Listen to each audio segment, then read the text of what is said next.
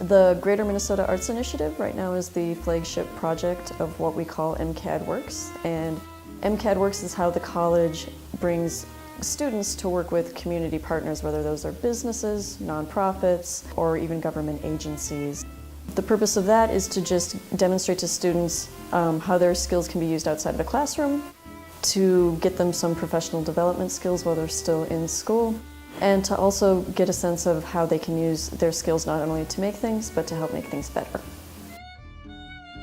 One of the big advantages of having students work outside of the campus and getting them off campus is that they have the opportunity to have interactions that are comparable to what they will when they finish school.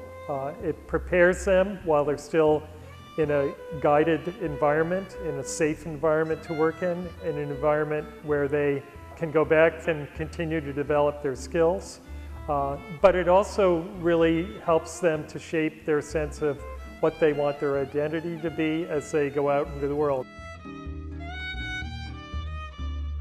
This summer in Grand Rapids, we ran an 8-week residency program for 3 artists. We spent the first few weeks getting to know the community through barbecues, meeting with city officials, going on nature walks, visiting artist studios and community organizations, as well as doing logo design for a homeless shelter.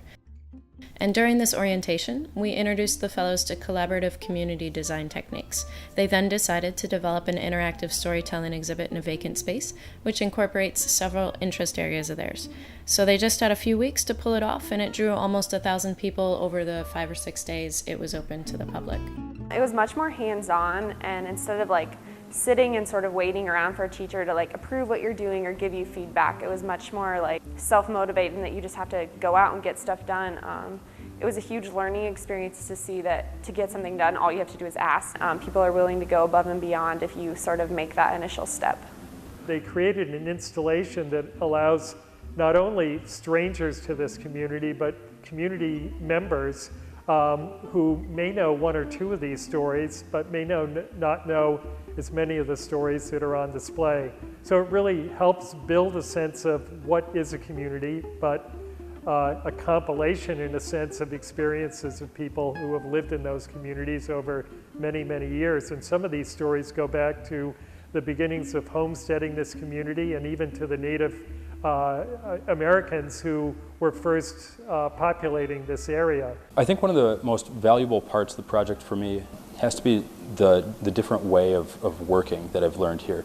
Often, as a painter, I'm going through and making decisions quickly based on what I feel my work needs. And this project has allowed me to really consider some different points of view that I maybe wouldn't have considered before or wouldn't have thought of before. Professionally, I'm going to go back to my work and probably be open to a few different ways of working. Beyond that, doing a project that's rooted in the history of a place, you certainly learn a lot about the unique history of the particular region. And I think what I'm going to walk away with is an understanding that you could go just about anywhere and find all sorts of unique histories that are very specific to that region. Our other location is the Upper Minnesota River Valley region in southwestern Minnesota, which spans about 5 counties and has maybe 10 towns or cities on the river. And we brought 10 representatives from MCAD out for a weekend workshop so we could work alongside community members to explore how art and design can activate vacant buildings and underutilized natural areas in the region. On Friday afternoon, the students did a few walking tours of downtowns and project sites. We visited a farm for apple pressing and also had dinner with community members. And then were joined Saturday morning by about 20 community members. Some traveled 50 or 60 miles to be with us that day, which was pretty neat.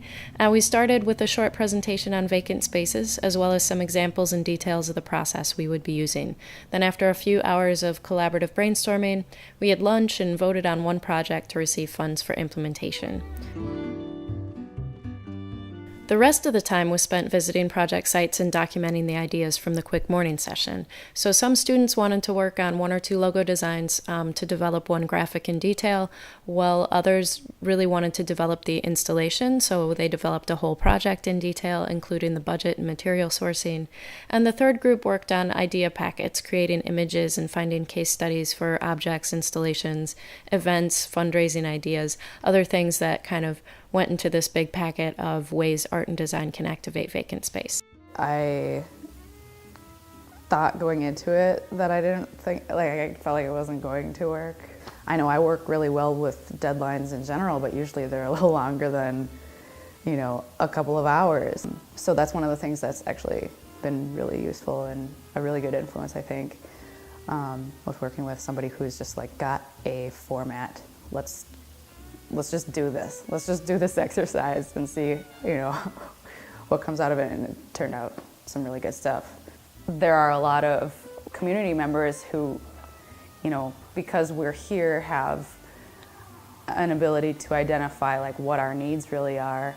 Then that was balanced by, you know, the MCAD, the whole group kind of being like, here, we have these tools, you know, and without having to like sort of hold our hand and make us use the tools, we're able to just like take the information and then show it back to us. Like, is this kind of what you're talking about? And have us be like, oh yeah, like, oh geez, that'd be kind of great, yeah.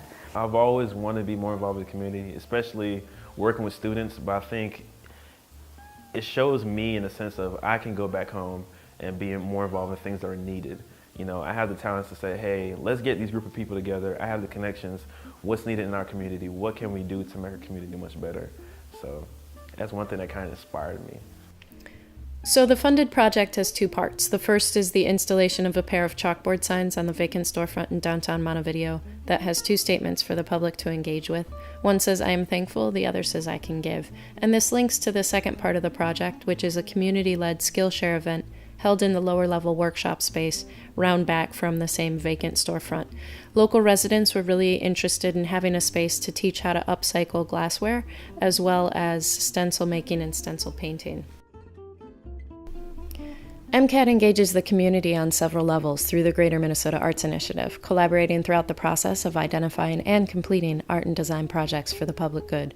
The stories and artwork from Grand Rapids lives on in a book, as well as a public reading space the Fellows established.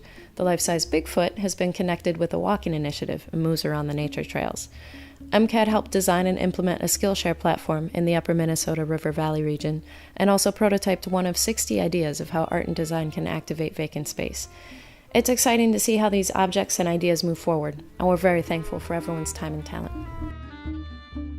I think it helps the students be professionally prepared. I think it's sort of boot camp for project management, for things like how to work on grants, for things like how to just get your deadlines and do the work. I think in terms of the larger MCAD community, I think it's really useful to demonstrate that there's art outside the Twin Cities, that you don't have to be in an urban area to be an artist. And I think it's really important that the college in general be doing community service projects and service learning and design for the public interest as ways of demonstrating that artists and designers have unique tools that can be used to help build communities. I don't think artists and designers have any more obligation than anyone else to do community service, but I don't think they have any less. And I think they are equipped to do it in a really spectacular and interesting way.